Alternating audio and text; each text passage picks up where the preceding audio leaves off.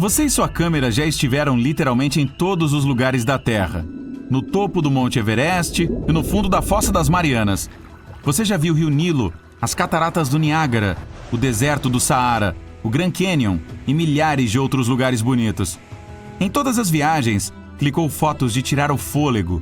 Seu álbum já é tão grosso quanto uma enciclopédia e é hora de descobrir um novo mundo para turismo.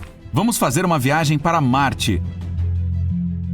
Você está sentado em um lustroso foguete todo moderno, fazendo a contagem regressiva para a decolagem. Pode até parecer grande coisa, mas com a tecnologia moderna, isso é praticamente um passeio de ônibus. Em apenas algumas horas, chegará na superfície. É hora de ir para o primeiro destino de qualquer turista em Marte, o Monte Olimpo. Ele é do tamanho de todo o estado do Arizona e tem 25 quilômetros de altura. Isso é 3 vezes o Monte Everest. É a montanha mais alta de todo o nosso sistema solar. Na verdade, é ainda mais do que uma montanha. É um vulcão gigante. Essa montanha toda se formou quando fluxos de lava subiram à superfície, escorreram pelas encostas do vulcão e foram esfriando lentamente. As camadas mais novas do solo têm cerca de 2 milhões de anos. Portanto, os cientistas não descartam a possibilidade de esse vulcão acordar um dia. Ainda bem que você não vai estar por perto quando ele entrar em erupção. E há estátuas de divindades gregas por todo lugar. Lá está Apolo, e ali estão Atena e Ártemis. E aqui Zeus e Netuno. Na mitologia, essas divindades viviam no Monte Olimpo, na Grécia. Essas não são naturais, é claro. Construímos esses monumentos para atrair mais turistas. Tem até várias lojinhas de souvenirs, onde é possível comprar uma camiseta com um relâmpago em homenagem a Zeus. Você tira sua primeira foto em Marte e segue para o próximo lugar emocionante. Este é um complexo de 12 vulcões gigantes. Alguns deles atingem quase o cume do Olimpo. É como se você empilhasse 60 Empire State Buildings, um sobre o outro. Eles são tão altos porque a gravidade é muito mais fraca em Marte do que na Terra. Não há tanta força empurrando-os para baixo, então eles podem ficar muito maiores do que qualquer coisa que se possa encontrar na Terra. Você se sente mais leve do que nunca e consegue levantar objetos 3 vezes mais pesados do que seria capaz em casa. É fácil entender por que os vulcões são tão grandes quando você pula e voa 3 metros no ar. Esses vulcões estão em erupção há quase 2 bilhões de anos. Isso é quase metade da idade do nosso planeta. Essa é outra razão pela qual eles ficaram tão altos. Clique! A foto está pronta e você sobe no rover espacial para explorar a próxima descoberta, Valles Marineris. Este é o maior cânion existente, mais longo do que a distância entre Nova York e Miami, e é 4 vezes maior que o Grand Canyon aqui da Terra. Não sabemos exatamente como ele surgiu, mas a teoria mais conhecida sugere que foi tudo por causa da lava que empurrou a crosta para cima à medida que se movia no subsolo. Com o tempo, esses vales se transformaram no enorme cânion de Valles Marineris. A próxima parada é na Sidônia. O legal desse lugar é a rocha gigante com o rosto humano. Em 1976, vimos fotos da superfície de Marte e pudemos reconhecer claramente uma cabeça humana aqui. As pessoas imediatamente surgiram com milhares de teorias sobre como isso pode ter aparecido aqui. No entanto, as teorias divertidas e a especulação chegaram ao fim quando novas fotos foram tiradas em 2011. Essas imagens mais nítidas mostraram que os olhos, nariz e boca eram apenas sombras que não puderam ser detectadas na imagem original de baixa qualidade. Na verdade, é apenas um morro, bem menos empolgante de perto. Use um casaco quente para ver o próximo local descoberto. Este é o Polo Norte. Cuide para segurar firme a sua câmera também, pois venta muito aqui. Esse gelo que você vê é dióxido de carbono, que tem essa aparência por causa das temperaturas extremamente baixas, que podem chegar a menos 143 graus. Esse lugar frio e o Polo Norte são os responsáveis pelos fortes ventos de todo o planeta. E há até geysers no Polo Sul. Na primavera, quando esquenta, jatos de dióxido de carbono ejetam para a superfície, levando poeira e areia. Rápido, pegue a sua câmera. Vários estudos afirmam que existe um lago subterrâneo da largura da Baía de Delaware, 1,5 km abaixo de uma espessa camada de gelo, indo agora para a cratera Gale. Foi aqui que o rover espacial Curiosity pousou em 2012. E aqui está sua réplica. Este rapazinho estuda a superfície de Marte há anos e encontrou sinais de água evaporada. Isso significa que pode ter havido vida em Marte no passado.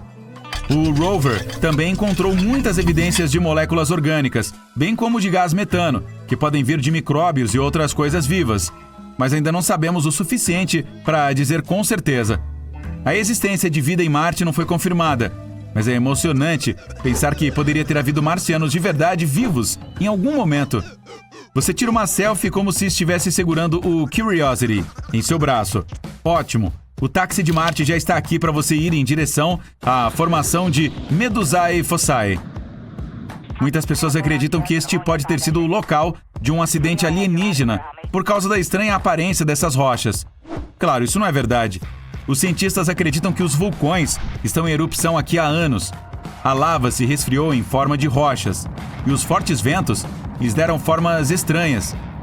Todo esse depósito vulcânico cobre uma área do tamanho de 1/5 dos Estados Unidos. E aqui está o lugar que deixou os cientistas da Terra nervosos e até assustados: a cratera Hale, e essas linhas nas suas encostas. Estudos mostram que esse local foi úmido, o que significa que pode ser que a água corria por ali. Mas então se descobriu que eram riachos de areia seca. Os cientistas temem que este lugar possa ser o lar de micróbios alienígenas. Então você provavelmente não deveria chegar muito perto. Outro lugar misterioso para turistas em Marte são as dunas fantasmas. Antigamente neste planeta havia dunas com dezenas de metros de altura, mas então elas foram inundadas por água ou lava. As bases foram preservadas, mas os topos desapareceram. As áreas cobertas por essas dunas ainda podem abrigar micróbios.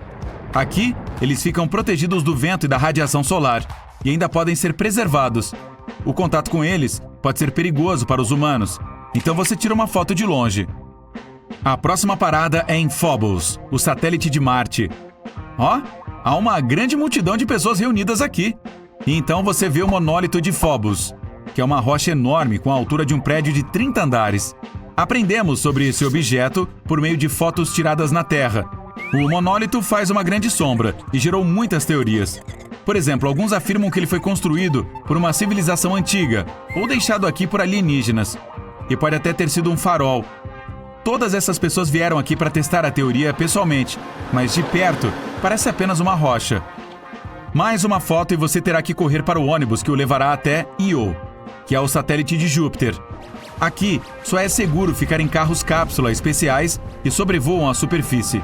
E quando você vê vulcões em constante erupção, entende o porquê. A gravidade de Júpiter comprime o interior de Io, que, ao ser aquecido, sobe até a superfície, entrando em erupção em vulcões. Eles ejetam tanto material que Io muda completamente sua superfície a cada poucos milênios. Agora ligamos os hiperpropulsores e partimos para o espaço profundo. Aqui, em total escuridão, fica a sonda Voyager. Ela foi lançada em 1977 e ainda está em operação. Foi o primeiro objeto de fabricação humana a deixar as fronteiras do nosso sistema solar e é a espaçonave mais distante do mundo. A Voyager carrega um disco dourado com uma mensagem para civilizações extraterrestres. Este disco incrível contém imagens de paisagens da Terra, pessoas, animais e vários sons e músicas. Infelizmente, vai demorar muitos milhares de anos para chegar ao sistema estelar mais próximo. Então, não é muito provável que tenhamos notícias de qualquer alienígena tão cedo. Você tira selfies e segue para a próxima parte do passeio. Aqui, a 1000 anos-luz da Terra, está um buraco negro, o objeto mais misterioso e pesado do universo. Ele pesa tanto quanto o Sol, mas é muito menor, só que tão pesado que atrai absolutamente tudo, até a luz. Portanto, o buraco negro não é realmente negro. Ele não tem cor alguma. Você só consegue observá-lo de uma distância muito grande, pois ele desvia o tempo. Quanto mais perto você estiver dele, mais lento o tempo passará. E se quiser voar apenas 1 segundo mais perto dele, semanas ou mesmo meses podem se passar na Terra nesse tempo. Seguindo a velha tradição, você joga uma moeda no buraco negro e continua sua jornada pelo cosmos distante. No caminho para casa, deve parar em um ponto icônico na Lua. Aqui no Mar da Tranquilidade, há um parque inteiro próximo ao local de pouso da Apollo 11. Foi aqui que o primeiro homem pisou na superfície lunar. A primeira pegada da bota de Neil Armstrong ainda está lá na superfície, como prova. Foi feita em 1969. mas mesmo agora parece exatamente a mesma. Você está voando pelo espaço, desviando de estrelas e buracos negros. Sua velocidade é tão grande que você pode ir de uma galáxia para outra em apenas alguns minutos. Parece fictício demais? Bom, tudo isso pode se tornar realidade, pois a NASA já testou a tecnologia que pode nos permitir mais rápido do que a velocidade da luz. Vamos dar uma olhada na frota espacial atual. Para voar para o espaço, usamos foguetes convencionais, transportando toneladas de combustível e oxigênio. Essas duas substâncias se misturam e inflamam. O fogo explode dos foguetes. Os gases de escape se movem para baixo e os foguetes se movem para cima, como se estivessem sendo empurrados. É assim que funciona a propulsão a jato. Dessa forma, podemos fazer o foguete se mover a quase 8 km por segundo. Nessa velocidade, você pode atravessar os Estados Unidos de costa a costa em apenas 8 minutos e meio. Mas ao falar de espaço, isso é muito lento. Uma viagem a um planeta vizinho, como Marte, leva cerca de 7 meses. E uma viagem à borda do nosso sistema solar levaria cerca de 35 anos. Foi quanto tempo a sonda espacial Voyager, lançada em 1977, precisou para chegar lá. Mas queremos viajar entre estrelas e galáxias. E a estrela mais próxima, Próxima Centauri, fica a 4,2 anos-luz de distância de nossa casa. Levaria cerca de 73 mil anos para chegar lá. Isso é mais tempo do que a existência da civilização humana inteligente. E se você quisesse viajar por toda a Via Láctea, que tem 100 mil anos-luz de largura, levaria cerca de 1,7 trilhão de anos. Em comparação, todo o universo tem 14 bilhões de anos. As pessoas viajam muito devagar, mas, mesmo na velocidade da luz, ainda levaria 4,2 anos para viajar para a estrela mais próxima, e você precisaria de 2,5 milhões de anos para chegar à galáxia vizinha, Andrômeda. Mas não podemos acelerar assim. Isso porque as leis da física dizem que um objeto com massa não pode viajar à velocidade da luz. Um fóton de luz tem um peso infinitamente pequeno, mas se você quiser acelerar até mesmo um pequeno grão de areia a essa velocidade, precisará de uma quantidade infinita de energia, talvez até mais do que existe em todo o universo. Mas os cientistas podem ter encontrado uma maneira de contornar as leis da física. Para criar impulso, é preciso se afastar de algo. Navios precisam de água, aviões empurram o ar, foguetes usam o combustível que queimam. Mas essa coisa, o N-Drive, funciona de uma maneira diferente. Um magnetron poderoso, como o do seu micro-ondas, envia ondas para este cone. É um ressonador. Faz com que as ondas internas saltem de uma das paredes e atinjam as outras. Como resultado, temos uma força fraca na extremidade estreita do cone e uma força forte na extremidade larga. E, se analisarmos essa força poderosa, veremos que ela é direcionada para a extremidade larga do cone. Portanto, o impulso será na direção oposta. Agora, vamos tornar esse modelo muito maior e colocar o N-Drive em uma nave espacial. A extremidade estreita do cone está voltada para cima, a extremidade larga para baixo. O magnetron começa a funcionar. O ressonador cria impulso e o foguete decola. Não faz barulho e não emite gases nocivos. Esse mecanismo pode acelerar o foguete muito mais rápido do que fazemos com toneladas de combustível. Em teoria, poderíamos até atingir a velocidade da luz. Parece ótimo, mas na realidade não é. Embora o inventor desse dispositivo tenha tentado provar que o N-Drive funciona, nenhum experimento independente em todo o mundo mostrou resultados positivos.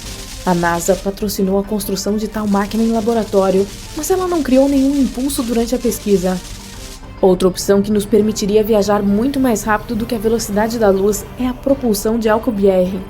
Um cientista mexicano descobriu uma maneira de usar a teoria geral da relatividade sem violar as leis da física. Digamos que temos uma nave espacial em um cobertor espaço-temporal, e ela precisa fazer uma viagem para o outro lado do cobertor. Em vez de apenas se mover do ponto A para o ponto B a centenas ou milhares de anos-luz de distância, a nave começa a puxar o cobertor em direção a si mesma.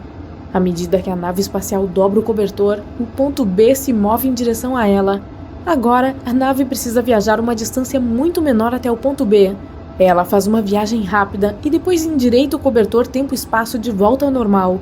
Voilá! Portanto, essa nave espacial não precisa de motores potentes que queimem toneladas de combustível e oxigênio. Ela se moveria em uma espécie de bolha, mas a parte mais difícil é criar essa bolha.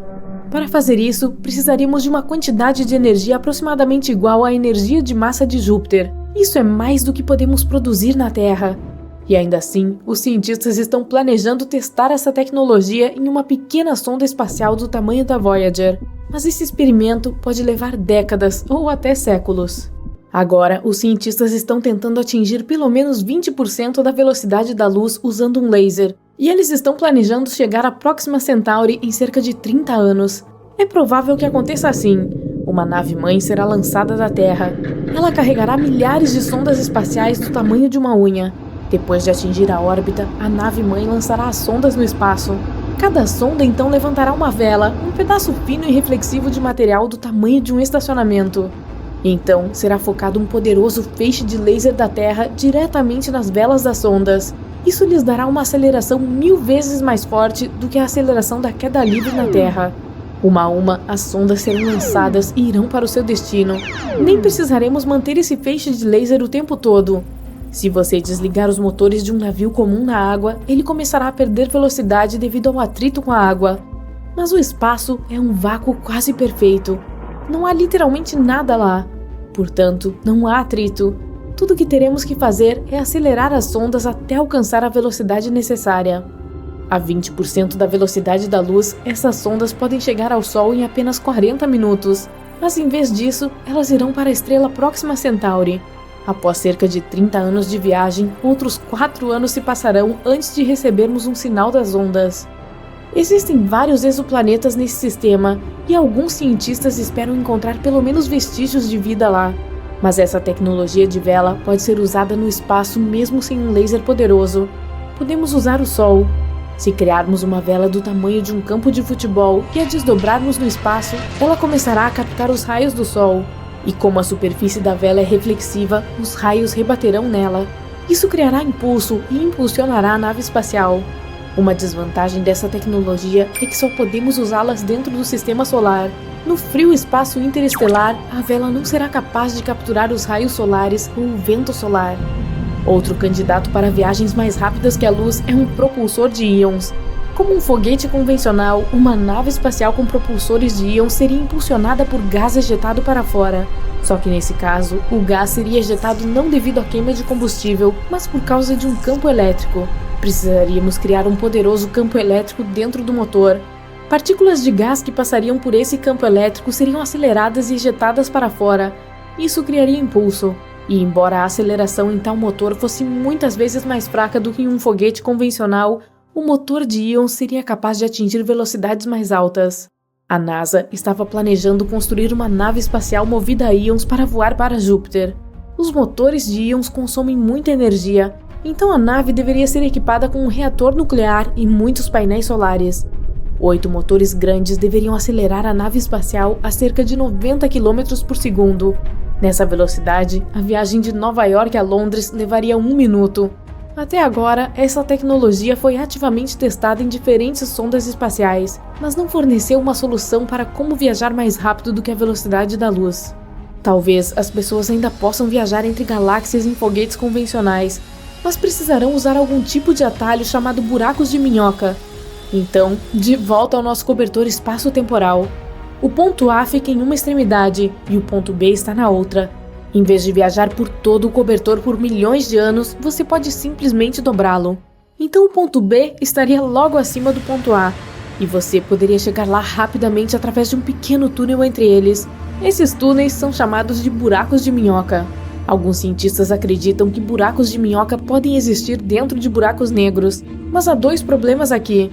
O buraco negro mais próximo fica a 1500 anos-luz de distância, então uma viagem para lá levaria muito tempo. O segundo problema é a gravidade do buraco. Os buracos negros têm atração gravitacional mais forte que qualquer outro objeto no universo. Sua gravidade pode esmagar qualquer nave espacial. Isso porque a força gravitacional aumenta a cada centímetro que você se aproxima do centro do buraco negro.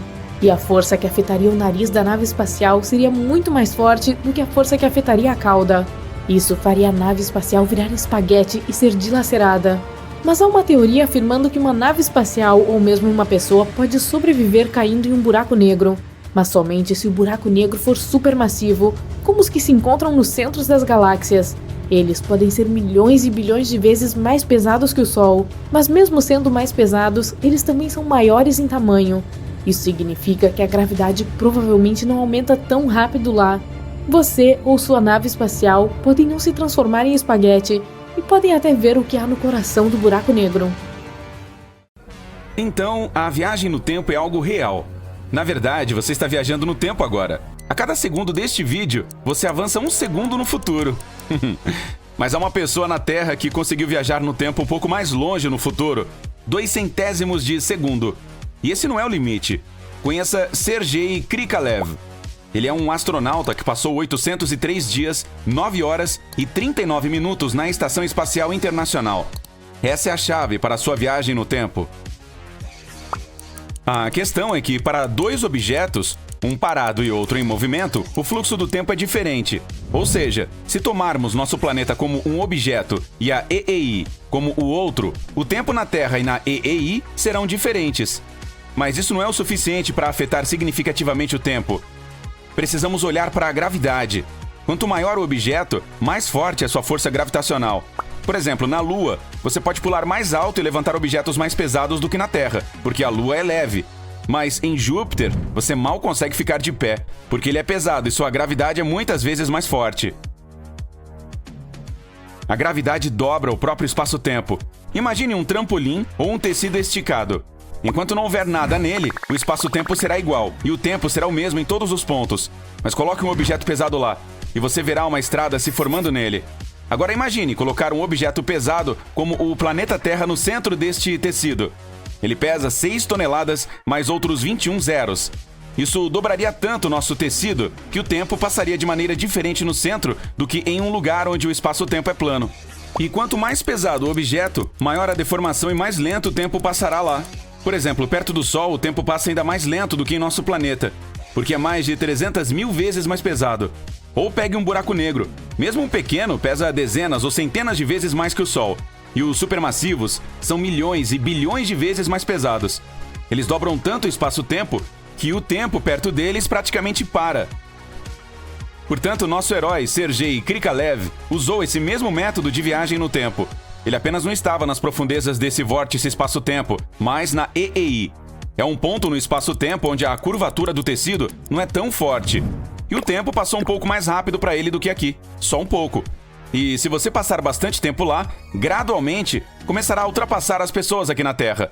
Sergei poderia ter ido muito mais longe no tempo, mas outra lei da física o impediu de fazê-lo. É tudo uma questão da unidade do espaço e tempo. Se você está em pé, está apenas se movendo no tempo. Mas se você correr para frente, se moverá no tempo e no espaço. Quanto mais rápido você corre pelo espaço, mais devagar se move no tempo.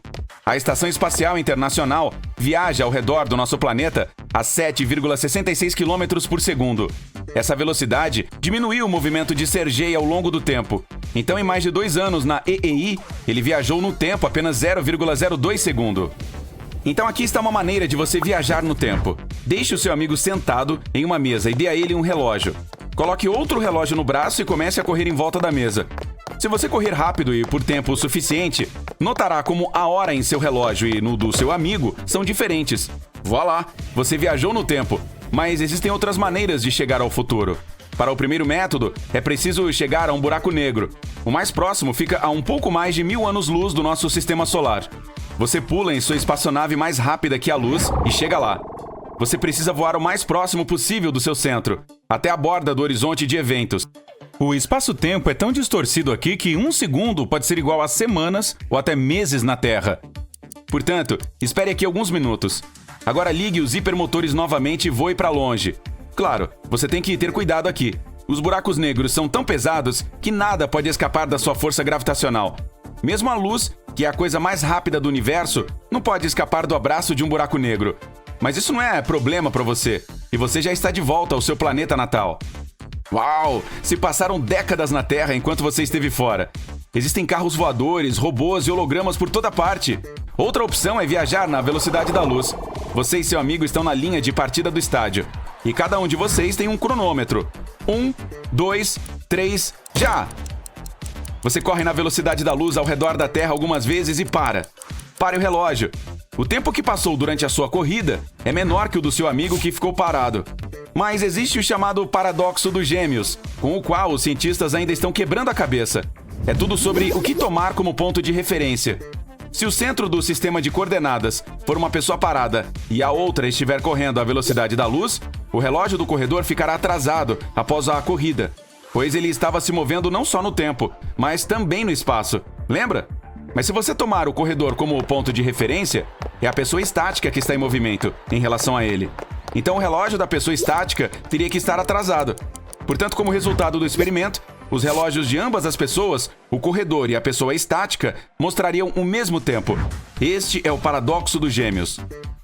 Outra maneira de burlar as leis da física e interromper o fluxo do tempo é ficar na posição de prancha.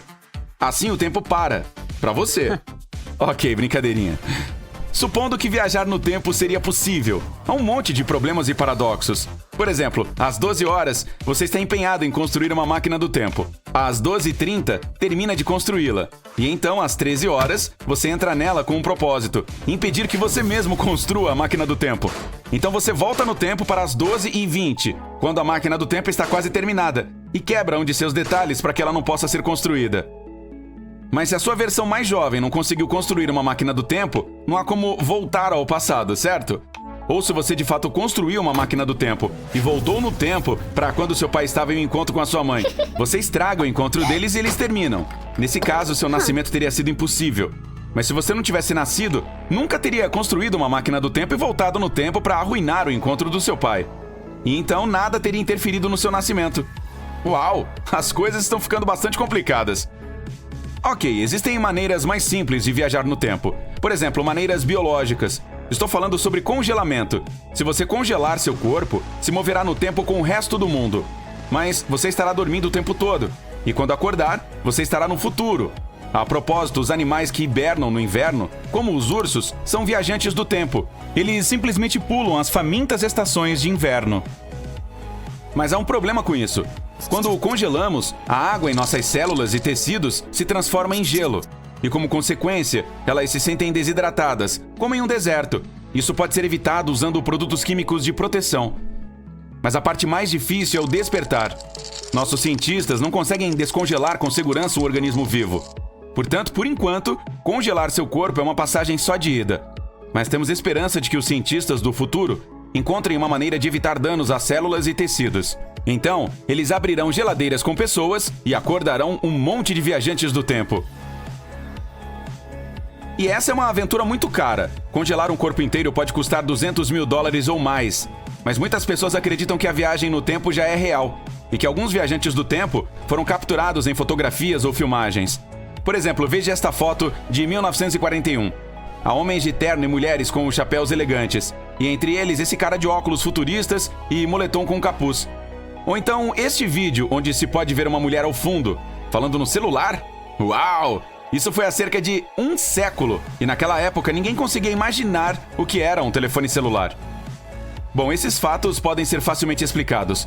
O homem da foto usa óculos que foram feitos em 1920, e a camiseta e o moletom também já existiam naquela época. E a mulher falando ao celular está, na verdade, segurando um Acousticon na mão, que é uma espécie de aparelho auditivo, um dos primeiros desse tipo. Portanto, podemos dizer uma coisa com certeza: a viagem no tempo continua sendo apenas um sonho para todas as pessoas, exceto Sergei Krikalev, que foi capaz de burlar as leis da física e estar 0,02 de segundo à frente de todas as pessoas na Terra.